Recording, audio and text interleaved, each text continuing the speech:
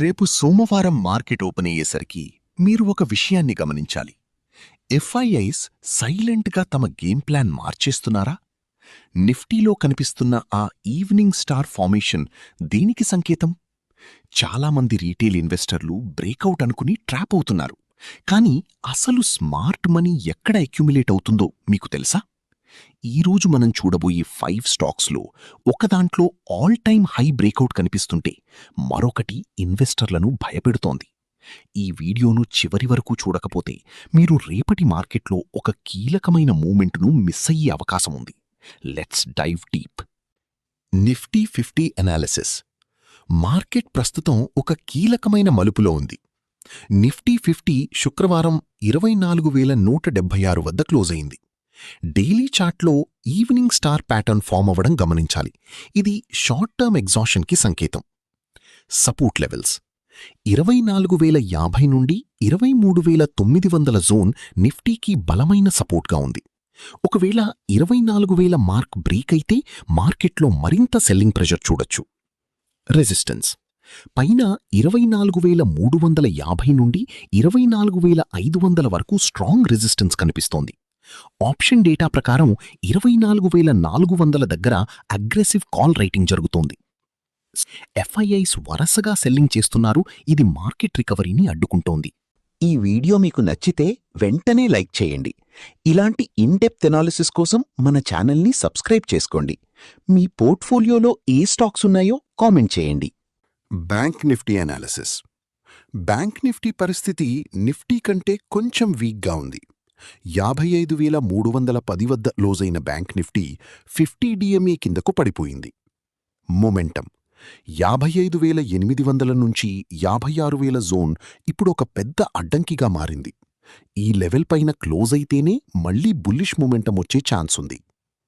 Crucial level 54,400 level చాలా కీలకం.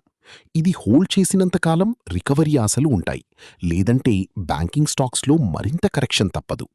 Stocks analysis. Polycab India limited Q4 results analysis. Fundamental. Polycab Q4 results అద్భుతంగా ఉన్నాయి.